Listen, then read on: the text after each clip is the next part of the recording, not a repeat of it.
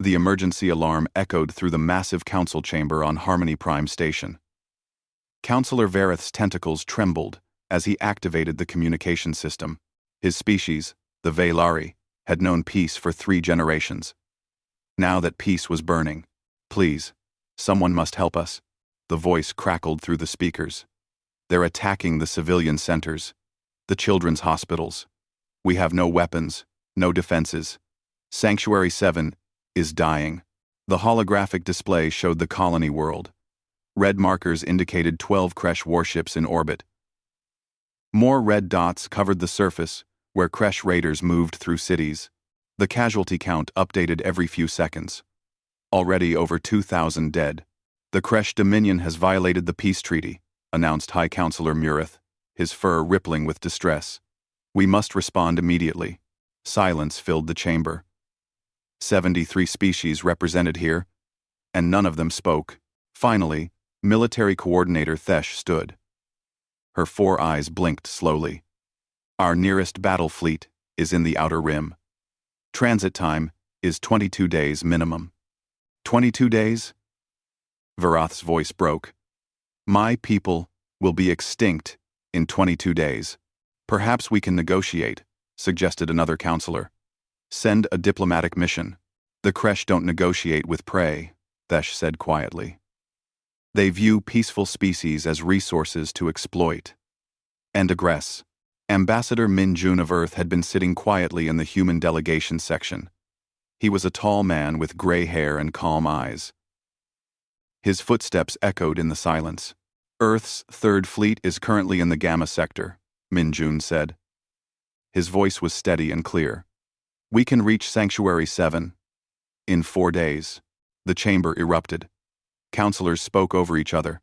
Several jumped from their seats. "The human fleet?" Mureth's ears flattened against his head. "Ambassador, humanity has only been part of this council for 3 years. Your military is untested in galactic operations." "Untested doesn't mean incapable," Min Jun replied. "Your species evolved as apex predators," Thesh said.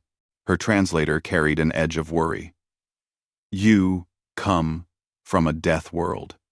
The Council has concerns about deploying human military forces without proper oversight." Min Jun tilted his head slightly. "Counselor Varath, how many of your people are dying right now, while we discuss proper oversight?" Varath looked at the display. The number had climbed to 3,200. "I will accept any help," Varath said, "even from predators." Several counselors made sounds of protest. Mureth raised his hand for silence.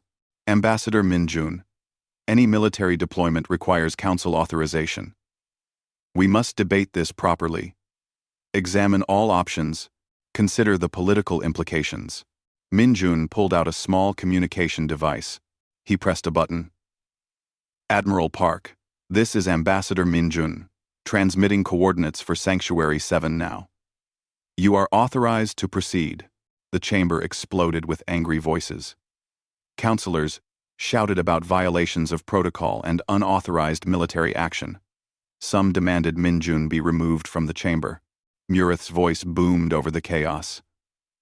"Ambassador, you cannot deploy military forces without council approval. This is a serious breach of galactic law." "With respect, High Counselor," Min Jun said calmly, "I can, and I have. Admiral Park received the distress signal the same moment you did. She's been calculating jump coordinates for the last 10 minutes. This is outrageous," another counselor shouted. "Humans cannot simply ignore council authority." Min Jun turned to face the entire assembly. His expression remained neutral, but something in his eyes had changed. It was the look of a predator who had made a decision. "Let me be very clear," he said. "Right now, civilians are being slaughtered. Children are dying. You want to debate and discuss and examine political implications. My species stopped doing that after we learned a very hard lesson on Earth.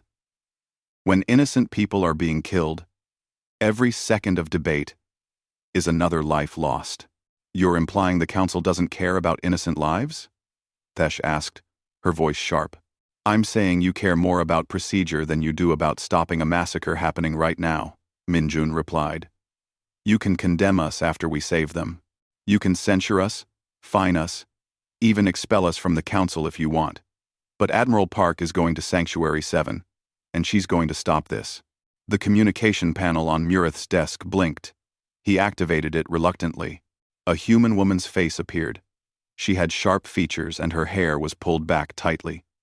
This is Admiral Park Seo-yun of Earth's Third Fleet. We have just exited faster than light travel at the edge of the Sanctuary 7 system, requesting permission to engage hostile forces. Murith's fur stood on end. Admiral Park, the Council has not authorized military action. You must withdraw. Immediately. Park's expression didn't change. Counselor, I'm receiving distress signals from the planet's surface. There are civilians in immediate danger. I'm not withdrawing. This is a direct violation of Council authority, Murith said, his voice rising. Request denied, Counselor, Park said simply. We have a distress call to answer. Third Fleet is moving to engage. Park out. The screen went dark. The council chamber fell silent. Every counselor stared at the tactical display as 12 small blue dots appeared at the system's edge. The human fleet was moving towards Sanctuary 7 at combat speed. Minjun walked back to his seat. He sat down and folded his hands calmly. Varath's voice was barely a whisper. Thank you. Minjun nodded once. Then he looked up at the display showing the human ships closing in on the Kresh fleet. His voice was quiet, but everyone heard it in the silent chamber. Now watch what predators do when someone threatens our pack. Admiral Park, Seo-yun, stood on the bridge of the destroyer Soul's Pride. The tactical display showed 12 Kresh heavy cruisers in orbit around Sanctuary 7. They were firing at random targets on the surface. Cities, farms, anywhere the Velari gathered. They're not even trying to conquer the planet, said Commander Hayes from the weapons station. They're just killing. That's what raiders do. Park said quietly. They want to break their spirit. Make them too afraid to resist next time. The communications officer looked up. Admiral, the Kresh are broadcasting a message on open channels. Let's hear it. A harsh, clicking voice filled the bridge. The translator made it sound cold and amused. Weak creatures of Sanctuary 7. You called for help. Only the soft humans answered. They cannot save you. We have 12 battle cruisers. They have 8 small destroyers. When we finish with them, we will return to finish with you. This is what happens when prey species forget their place. Hayes glanced at Park. They think we're going to run. They've fought council races before, Park said. Species that evolved from prey animals. Cautious. Defensive. They wait for overwhelming force before engaging. She smiled slightly. They've never fought humans. She activated the fleet-wide command channel. All ships, this is Admiral Park. Initiate Predator Protocol. Across the fleet, captains acknowledged the order. The human ships changed formation immediately. Instead of approaching in standard battle formation, they split into 3 groups. Each group moved in different directions. In the council chamber on Harmony Prime, the counselors watched the tactical display in confusion. What are they doing? Murith asked. They're dividing their forces. Minjun sat forward slightly. Watch. That. The first human group disappeared behind Sanctuary 7's larger moon. The second group moved into an asteroid field. The third group used the planet itself for cover. Within minutes, the human ships vanished from Kresh sensors. They're hiding, Thesh said in disbelief. Warriors don't hide. Prey animals don't hide, Minjun corrected. Predators do. It's called an ambush. On the Kresh flagship Bone Taker, Commander Jask chittered with amusement. The humans are afraid. They hide like insects under rocks. Should we pursue them? His weapons master asked. No, let them hide. We will finish the planet first. Then we will hunt them down. Jask turned back to the surface bombardment. Target the water treatment facilities. Make them suffer. Park watched from her position behind the moon. The human fleet had complete stealth systems, technology they hadn't shared with the Council yet. The Kresh had no idea where they were. "They're not even looking for us anymore," Hayes said. "They've gone back to attacking the planet." Park's expression hardened. "They think we ran. They think we're afraid." She pressed the fleet command channel. "All packs. The prey has shown us its weakness. Now, we strike. Target engines and weapons only. Disable, don't destroy. These raiders will stand trial." "Admiral, why not destroy them?" Hayes asked. "Because we're not like them," Park said simply. "We kill when we have to, not because we want to." There's a difference. The human ships moved into position silently. 3 groups, each targeting 4 Kresh cruisers. They used the moon's gravity, the asteroids, the planet's magnetic field, to mask their approach. Jask noticed something on his sensors. A small flicker. What was that? Before his sensor officer could answer, the human fleet appeared. All 8 destroyers materialized from different directions simultaneously. Their weapons fired with surgical precision. The Kresh cruiser Prey Killer lost all its engines in the first 3 seconds. Weapon systems exploded across its hull, but the life support remained intact. The crew was alive but helpless. Across the battlefield, the pattern repeated. Human ships moved like sharks, striking from unexpected angles and vanishing before the Kresh could target them properly. Every shot was calculated. Engines, weapons, communications, nothing else. "They're not trying to kill us," Josk's weapons master said in shock. "They're hunting us like animals." "Return fire," Josk screamed. "All ships, return fire." The Kresh ships tried to respond, but they were disorganized. They had expected a defensive formation, not this aggressive attack from multiple directions. Their weapons fired wildly, but the human ships were too fast, too coordinated. In the council chamber, the observers sat in stunned silence. The battle had lasted less than 8 minutes. All 12 Kresh cruisers were disabled and drifting. Not a single one destroyed. The human fleet circled their prey in a loose formation. "Impossible," Murith whispered. "They dismantled a Kresh battle group in minutes." "They're predators," Min Jun said quietly. "They hunt as a pack. They use terrain. They strike fast and hard from multiple angles. Every human child learns these tactics in school through stories about wolves and lions and orcas. It's in our cultural memory. Thanks for watching. Some C and RY. And our cultural memory. Everything's the Pana. Everything's that Archon says." Park's face appeared on the communication screen. Behind her, the tactical display showed the disabled Kresh ships. "Kresh Commander Jask. This is Admiral Park Seo-Yan. Your fleet is disabled. Your weapons are offline.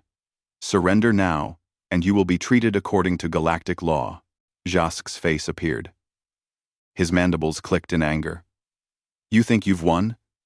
Human? We will never surrender to prey species." "We're not prey," Park said. Her voice was calm, but something in her eyes made even the counselors watching from Harmony Prime uncomfortable. "You came here to hunt the helpless. Instead, you found predators. Real ones. Now you have 2 choices. Surrender, or we disable your life support next. You wouldn't dare." "The Council prohibits killing prisoners." "I'm not going to kill you," Park said. "I'm going to let you drift in space until your air runs out. Then, Council rescue ships can recover your bodies in a few weeks. Your choice." Jask stared at her.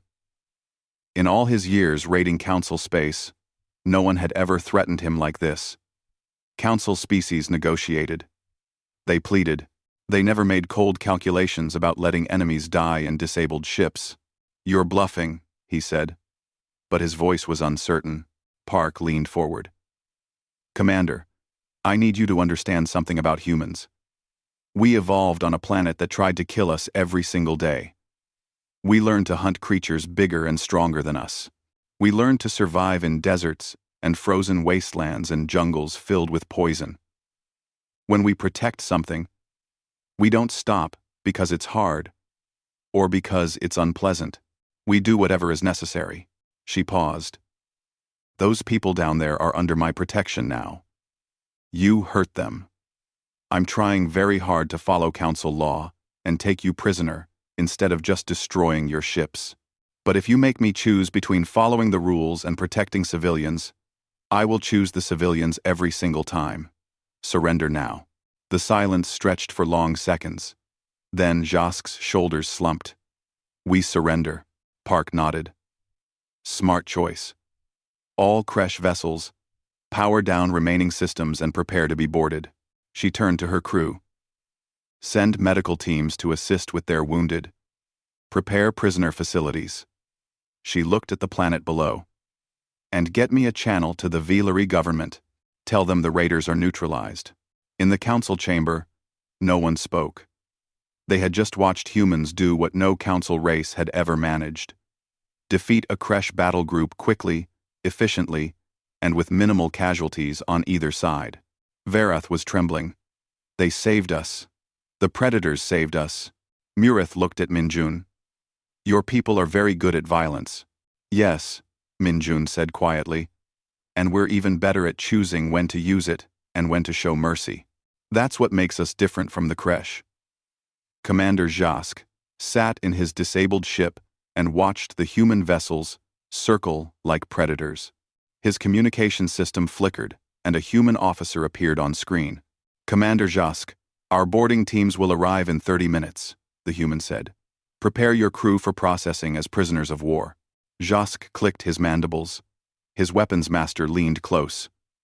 Commander, the surface teams, they still have hostages.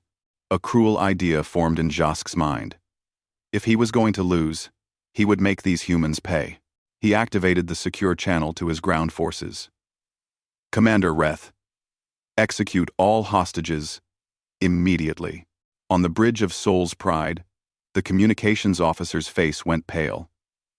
Admiral, we intercepted an encrypted Kresh transmission. They've ordered their ground forces to kill the hostages. Park's expression didn't change, but her knuckles went white on the command console. How many hostages? Intelligence estimates 300 civilians, mostly from the coastal city. Kresh ground forces are holding them in the central administration building. Time to execute the order? They received it 15 seconds ago. Park hit the fleet command channel. Colonel Choi, you have authorization for immediate combat deployment. Execute extraction protocol. You have minutes at most. Understood, Admiral. We're already moving. In the council chamber, Mureth stood up in alarm. Admiral Park, you cannot send ground forces without council approval. This escalates the situation drastically. Park's face appeared on the main screen. She looked directly at Mureth. Counselor, with respect, I don't need your permission to save civilians from execution. If you want to file a complaint, do it after those people are safe. The screen switched to show 3 human dropships launching from the fleet. They accelerated toward the planet at speeds that made several counselors gasp. They're going to burn up in atmosphere at that velocity, Thesh said. Minjun shook his head. Human ships are built for death world conditions. They can handle it. Colonel Choi Ji-1 stood in the lead dropship as it screamed through the atmosphere. Around her, 30 Marines checked their weapons in silence. Hostage rescue against hostile forces in urban terrain. 60 seconds to target, the pilot announced. Ground sensors show 40 Kresh raiders in the building. Hostages are in the main assembly hall on the 3rd floor. Choi pulled up the building schematics on her helmet display. Team 1, south entrance. Team 2, north entrance. Team 3, you're with me through the roof. Non-lethal rounds authorized for any Kresh who surrender. Lethal force authorized for any immediate threat to hostages. The dropships didn't land. They hovered 10 meters above the building, and the Marines rappelled down. These 70 no. The Gaman harbid. Choi hit the roof and immediately cut through the metal plating with a plasma torch. The building had been designed for peaceful administrators, not military defense. The roof gave way in seconds. Inside, Kresh Commander Reth heard the sound above him. What was that? Then the ceiling exploded, and humans dropped through. Choi landed in the hallway outside the assembly hall. Through the doors, she could see the hostages, huddled in groups.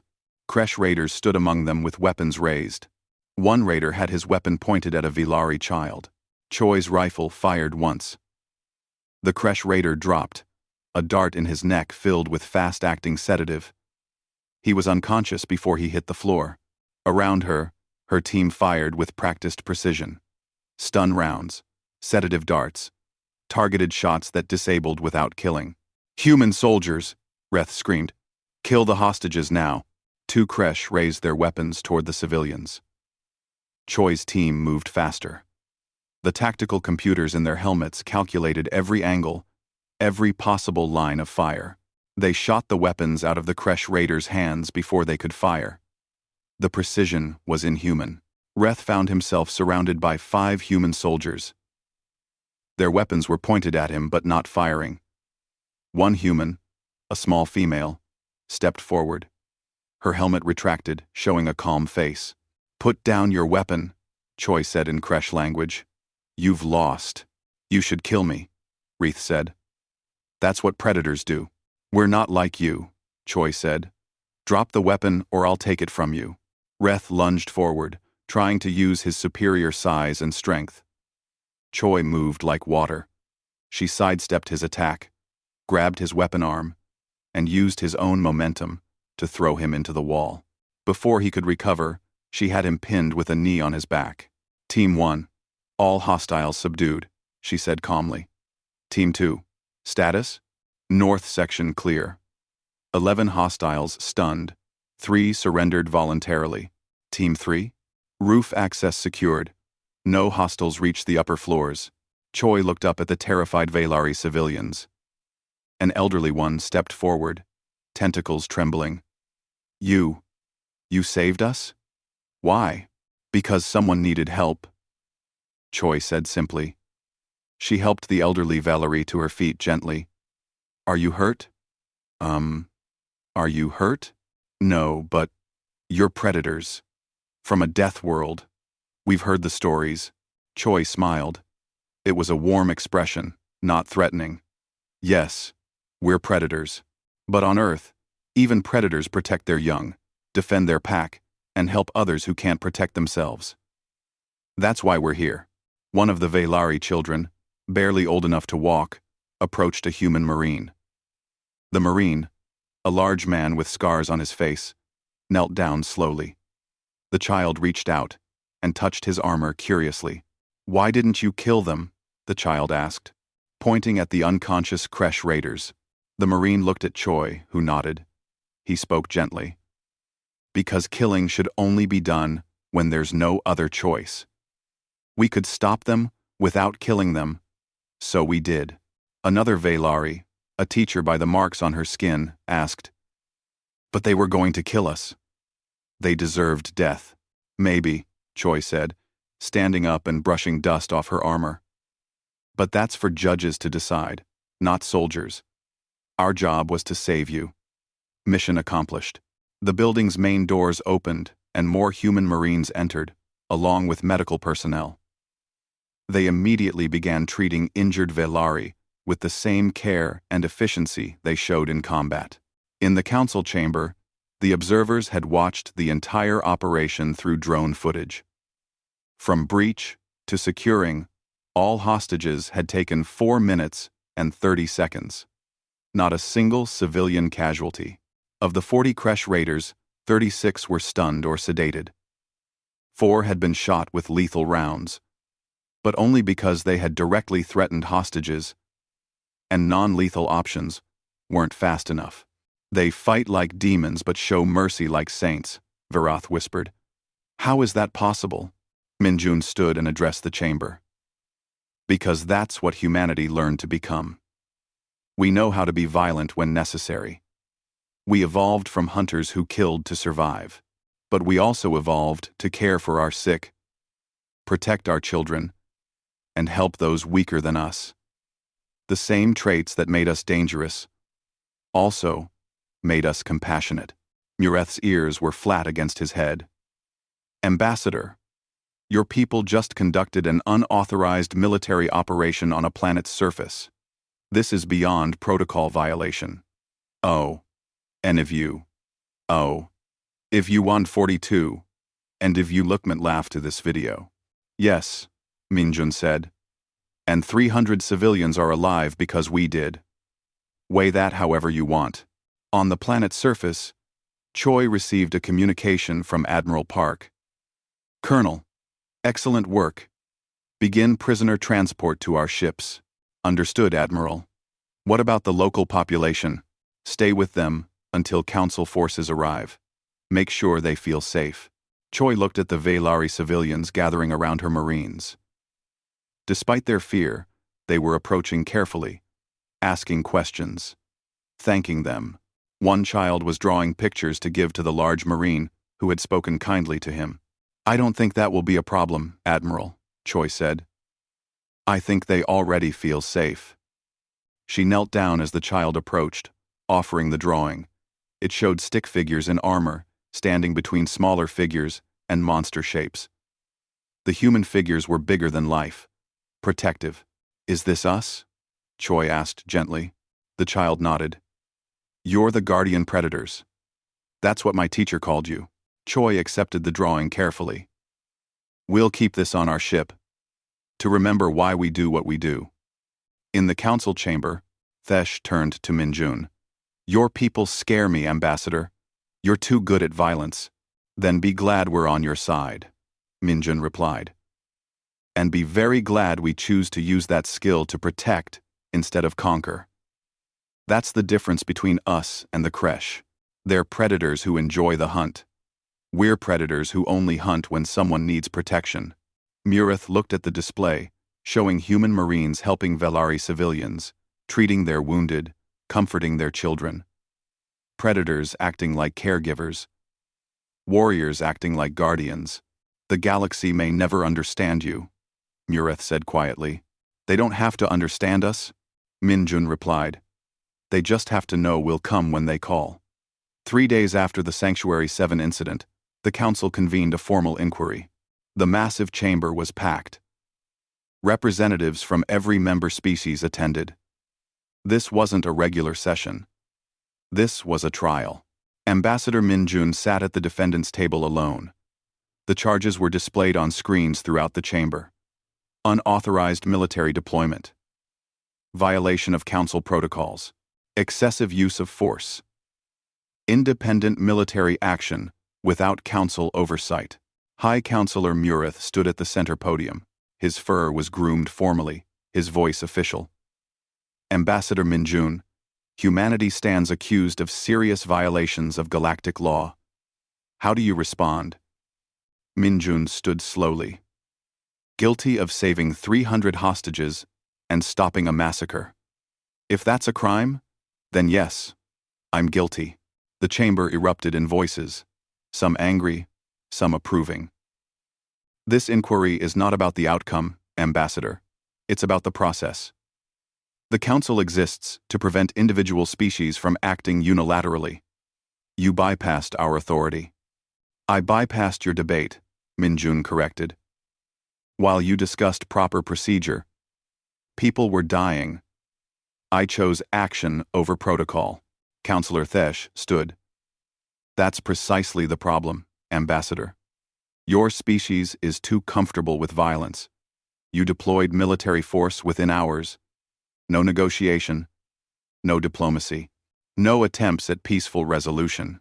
The Kresh were executing civilians, Minjun said. What would you have negotiated? How many could die before you considered force necessary? We would have explored all options first. Another counselor said. Violence should always be the last resort. It was the last resort, Minjun replied. The Kresh had already rejected peace. They were actively killing. What resort comes after that? A counselor from the Threll Collective, a species that looked like crystalline birds, spoke up. Your people are apex predators from a death world. You evolved hunting and killing. We're concerned that humanity brings violence too easily because it's in your nature. Minjun walked to the center of the chamber. You want to talk about nature? Let's talk about it honestly. Every species in this room evolved from prey animals, herbivores, foragers, species that survived by hiding, running, or forming defensive groups. Your instinct when threatened is to freeze, flee, or gather more numbers before acting. That's not cowardice. It's survival strategy that worked for millions of years on your peaceful worlds. He turned slowly, addressing the entire chamber. But humanity evolved differently. We come from a planet where everything was trying to kill us. Predators, diseases, weather, other humans. We survived by becoming the scariest thing on our world. By learning to hunt in packs, to use tools, to fight when necessary. That's our nature. Exactly our concern, Thesh said. Violence is your nature. No, Minjun said firmly. Survival is our nature. Violence is just a tool we learn to use. And here's what you're all afraid to admit. Sometimes, that tool is necessary. Sometimes talking doesn't work.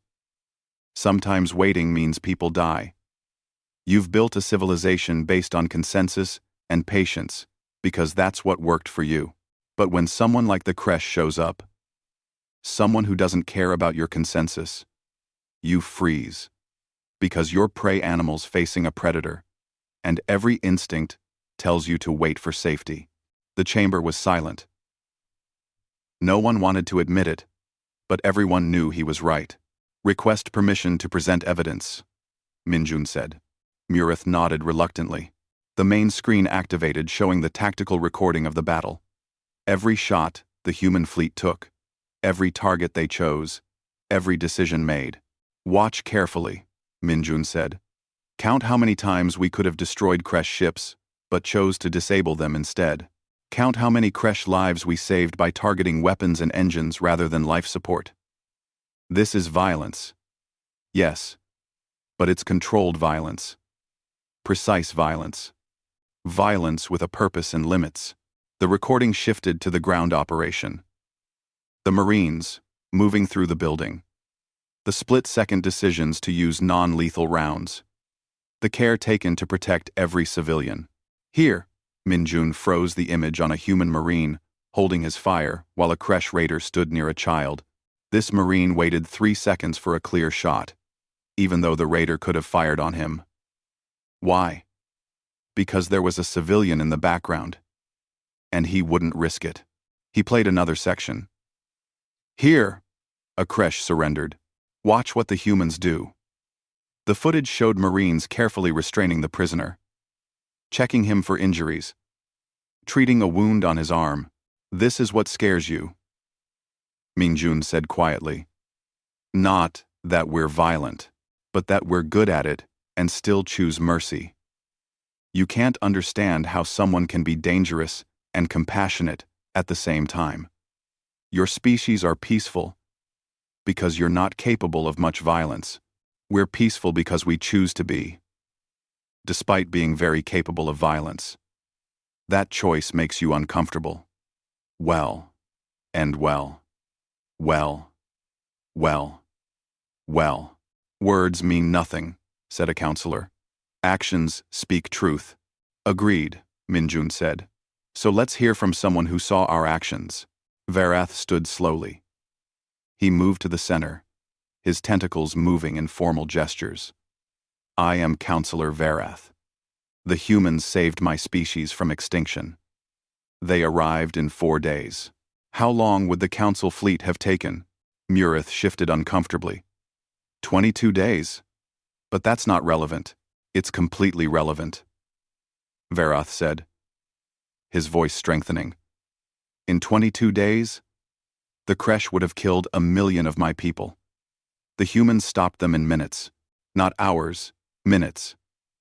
He looked around the chamber. I watched the recordings too. I saw how carefully they fought. How they risked their own lives to protect mine. He activated a control and new footage appeared. This is my niece. She was one of the hostages. The screen showed the small Velari child approaching the human Marine, touching his armor curiously. She was terrified of the creche, but she approached the human soldiers without fear, because even a child could see they were there to protect, not harm. The chamber was quiet. The image of the child touching the Marine's armor, the big soldier kneeling gently, seemed to fill everyone's mind. Then the door at the back of the chamber opened. Guards brought in a prisoner in restraints. Commander Josk clicked his mandibles angrily as they brought him to a witness platform. "Why is the creche commander here?" Thesh asked. "Because I requested to speak," Josk said. His translator made his voice sound harsh. "I want to testify." Josk. Zun. Murith looked uncertain. "This is highly irregular." "Let him speak," Minjun said. "I want to hear this." Jask looked at the council members with contempt. "You want to punish the humans? You're fools. Before I attacked Sanctuary 7, I studied council military records. I chose Vehlari because they're weak. I chose that timing because I knew council fleets were scattered. I knew you would debate for weeks before acting. You're predictable." "Why?" He turned to look at Minjun. "Humans aren't predictable." They responded immediately. They fought like creche, with aggression and coordination, but they showed mercy when they could have killed us all. His mandibles clicked thoughtfully. "Do you know why the creche Dominion has raided council space for 3 centuries? Because you're all prey animals. Cautious. Slow to act. You debate while we kill. You seek consensus while we take what we want." Murith's ears flattened. "This is not helpful, Commander." "It's the truth," Josk said. "The council is strong in numbers and resources, but weak in will. You hate violence so much that you become paralyzed by it. The humans are different. They understand violence because they lived with it. They know when to use it and when to stop. That's why they're dangerous to species like mine. Not because they're violent, but because they're violent and controlled." He looked at Minjun directly. "I attacked Sanctuary 7, expecting easy prey and slow response. I found predators who move faster than I do, but stop when I surrender. Creche don't surrender because we expect to be killed. But humans took me prisoner, treated my wounded, followed their laws even when I deserved death." His voice carried something like, "Respect. You have something we lack. You can choose mercy even when revenge would be easier. That makes you more dangerous than any weapon." "I have. Any." The chamber sat in stunned silence. A creche commander had just explained why humanity was necessary. Murith looked at Minjun. "Ambassador, the council will need time to deliberate on these charges. Take all the time you need," Minjun said. "But while you deliberate, understand this. Next time someone sends a distress signal, human ships will respond. You can authorize it or not. You can approve or condemn. But we will not sit quietly while people die, just to respect your procedures." He sat down. The chamber dissolved into quiet discussions. Later, in a private meeting room, Murith met with Minjun alone. The High Counselor looked tired. "Off the record, Ambassador. What you did was right. Necessary even. But publicly, I must maintain council authority." "I understand politics, Counselor," Minjun said. "Do what you have to do. But know that humanity will keep responding to distress calls." Murith sighed. "That's what concerns some counselors. What if humanity decides to respond to calls we don't want answered? What if you become the ones deciding when violence is justified?" In quote. 3000 Reisment. "I'm not a scron rating too." Minjun met his eyes. "Then trust us the same way we're trusting you. You control resources, territory, trade. You have all the soft power. We're just the ones willing to fight when fighting is necessary. Isn't that a fair division? You're asking us to accept that we need predators. I'm asking you to accept that different species have different strengths. You're good at building peace. We're good at protecting it. Both are necessary." Murith was quiet for a long moment. "The Council will issue a formal censure for protocol violations.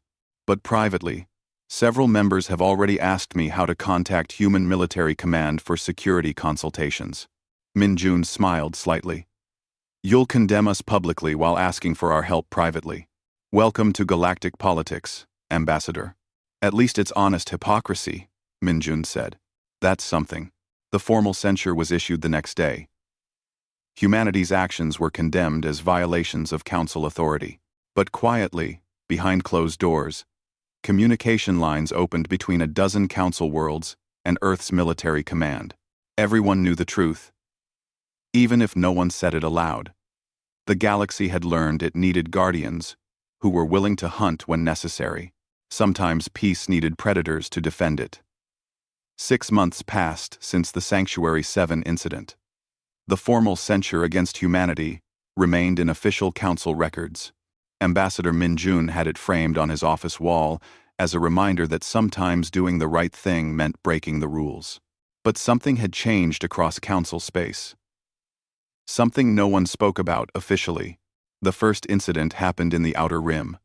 The Torgash pirate clans attacked a mining colony on Helm's World. The colony sent a distress signal on all official council channels. They also sent the same signal on frequency 7749.2. A channel that just happened to be monitored by human patrol ships. The human cruiser Incheon's Hammer arrived in 16 hours. The council fleet arrived 4 days later to find the pirates already captured and the colonists safe. The council commander filed a protest about unauthorized human intervention. But privately, he thanked Captain Kim for saving lives his fleet couldn't have reached in time. The second incident was a border skirmish between two minor species over a disputed asteroid field. It escalated to violence. Officially, both sides appealed to the council for mediation. Unofficially, both sides transmitted their coordinates on frequency 7749.2. Human Commander Lee arrived with 2 destroyers and simply parked them between the warring fleets. She didn't fire a shot. She just announced that any ship that continued fighting would be treated as a threat to galactic peace. Both sides immediately agreed to council mediation. The third incident was a hostage situation at a civilian transport hub. Extremists from a fringe political group seized 300 travelers. They demanded impossible political concessions. The council sent negotiators. The negotiators spent 8 hours making no progress. Then someone accidentally transmitted the hub's coordinates on frequency 7749.2. Within 2 hours, Colonel Choi's Marine team breached the facility. Within 20 minutes, all hostages were safe. The council negotiator protested the interference, then quietly bought Choi's team dinner. In the council chamber, Murith stood before the assembly looking frustrated. We need to discuss the human situation. This pattern cannot continue. What pattern? Verath asked innocently. Humans responding to situations where they haven't been officially requested, Thesh corrected. It's becoming a problem. Is it? Verath countered. Every time humans intervene, civilians are saved, conflicts are resolved, and casualties are minimized. What exactly is the problem? The problem, Murith said carefully, is that we're officially condemning their actions while privately relying on them. This hypocrisy will eventually become public. Silence filled the chamber. Everyone knew it was true. A counselor from a small species stood up nervously. Hi, counselor. My homeworld is on a trade route that pirates have been watching. Our defense force is minimal. Last week, our military commander asked me how to contact Human Fleet Command. I told him such contact would be inappropriate, but I also gave him frequency 7749.2, just in case of emergency. End quote. Another counselor stood. My colony world shares a border with aggressive neighbors. We've filed 17 diplomatic protests in the last year. Nothing changes, but knowing a human patrol ship passes nearby every 3 weeks helps us sleep at night. More counselors stood, one after another. Each had a story. Each had privately made arrangements with human forces while publicly supporting the censure. Mareth's fur rippled with frustration. So, we all agree humans are necessary, but we maintain our official disapproval? This is absurd. It's survival, Thesh said quietly. Our species spent millions of years avoiding violence. We built civilizations on consensus and patience, because that's what worked for us. We can't suddenly become warriors. Our psychology doesn't allow it. But you need warriors, Minjun said, speaking for the first time. He had been sitting quietly, watching the debate. We need guardians, Vereth corrected gently. Mureth gestured for Minjun to approach the center. Ambassador. Speak freely. No recordings. No official record. Just honest conversation. Minjun walked to the center of the chamber. He looked at the council members, seeing the conflict in their faces. Fear and gratitude mixed together. You want us to do the violent things you can't do? Minjun said. But you want to maintain the moral high ground by officially condemning us for it. You want your civilization to stay pure while we get our hands dirty, protecting it. That's not fair, a counselor protested. It's completely fair, Minjun replied. And I understand why. Your species evolved to be peaceful. Violence goes against your nature. You've built a culture around avoiding it. But reality doesn't care about culture. Sometimes violence exists whether you want it to or not. Raiders attack. Pirates take hostages. Borders are violated. You need someone to respond to those situations. But you can't be that someone without violating everything your species believes about themselves. Mureth's voice was quiet. So, what do you suggest? Accept the truth, Minjun said.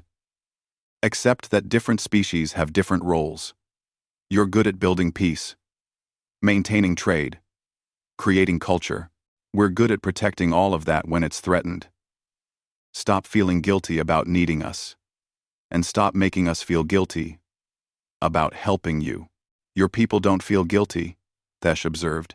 No, Minjun agreed. But you make us feel like we should. Every time we save lives, you condemn us for how we did it. You're grateful, but ashamed of that gratitude. It's exhausting for both of us. The chamber was silent. The uncomfortable truth hung in the air like smoke. Finally, a senior counselor stood. She was ancient, her species equivalent of a grandmother. When I was young, my world was attacked. We had no weapons, no defenses. A neighboring species came to help. They were warriors, aggressive and frightening.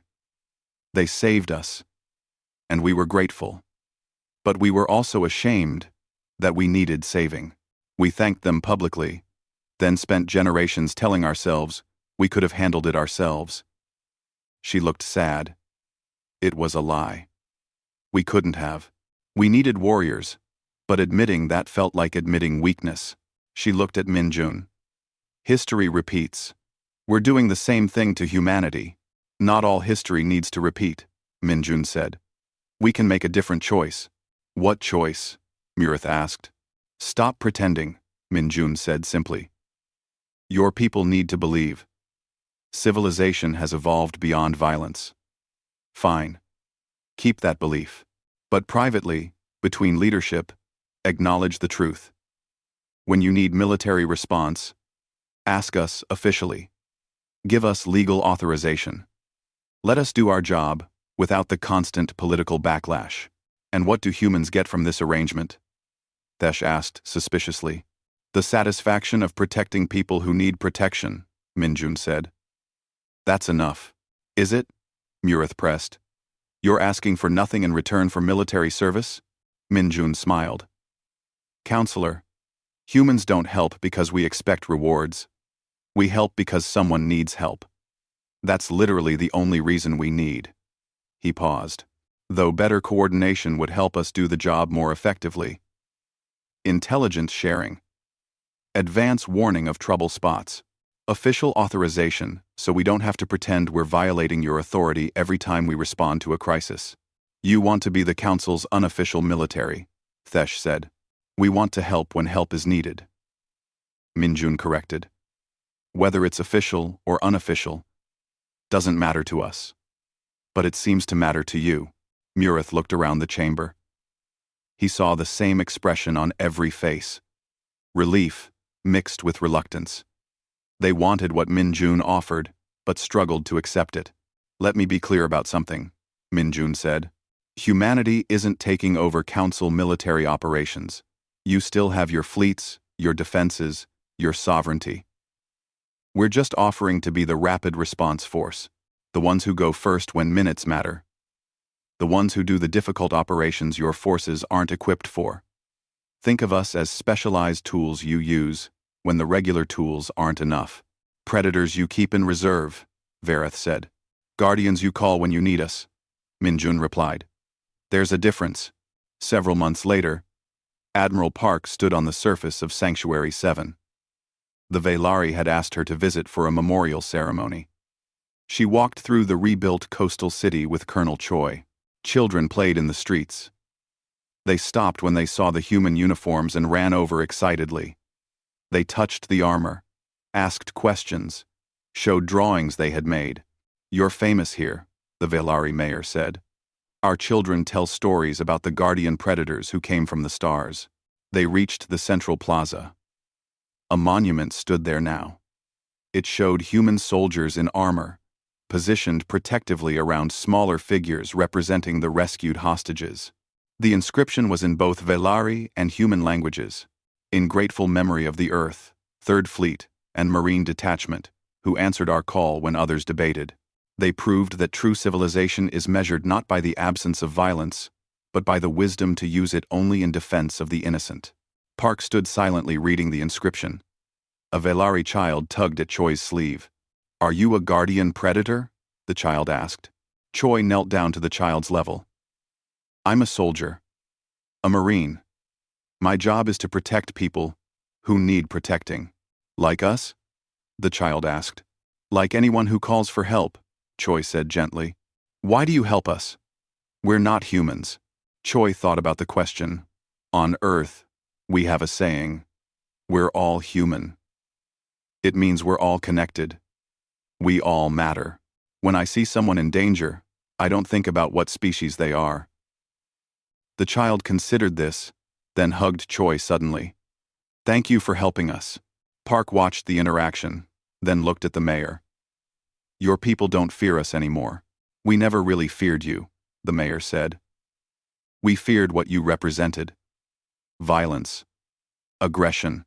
But you showed us that violence in defense of others isn't the same as violence for its own sake. You're dangerous. Yes. But you're dangerous to the right people.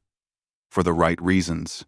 That evening, Park received a coded transmission from Earth Command. A new threat was emerging in the Kresh Dominion's territory. Intelligence suggested a massive retaliation was being planned.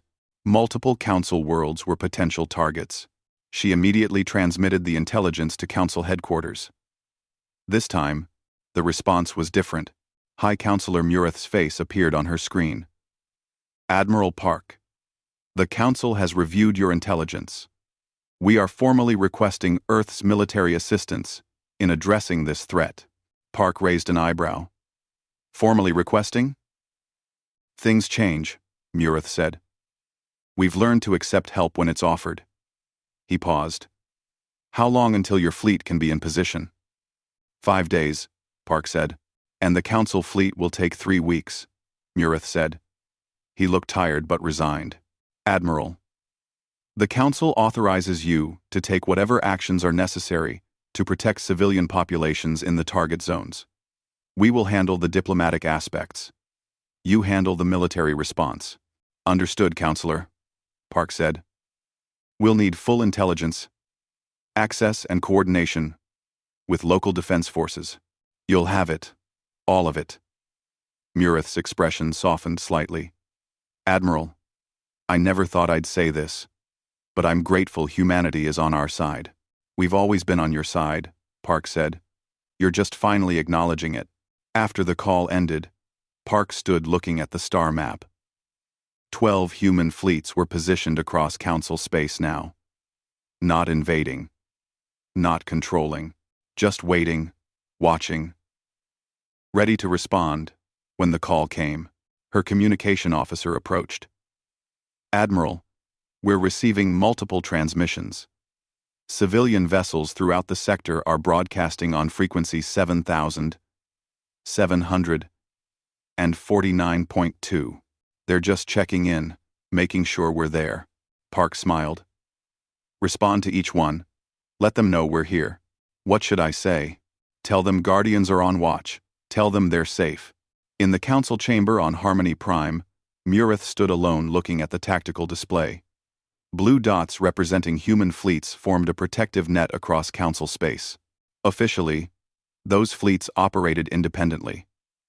Unofficially, everyone knew they were the first line of defense. An aide approached. "High Counselor, the full council session will begin in an hour. Will you address the human situation?" "No," Murith said quietly. "Some things work better when left unspoken. But sir, the public will eventually notice the pattern." "Let them notice," Murith said. "Let them see human ships protecting our borders. Let them watch human soldiers saving our civilians. Let them draw their own conclusions." He turned to face his aide. "We spent centuries believing that civilization means the absence of violence. Perhaps it's time we learned that civilization means having the right people ready to use violence when necessary." "You're endorsing them?" "I'm accepting reality," Murith said. "We're prey animals who built a society on peace. Humans are predators who choose to use their nature to protect rather than conquer. We need each other. The galaxy needs both kinds of species." He looked back at the display. "And right now, the galaxy needs guardians. It needs predators who answer calls for help. It needs humans. Far across the galaxy, on a dozen human warships, crews went about their duties. They monitored frequencies. They maintained weapons. They stayed ready. They were guardians, watching over species that had learned to build peace but not to defend it. They were predators, holding themselves ready to hunt only when the innocent needed protection. They were human. And when the call came, they would answer. They always would.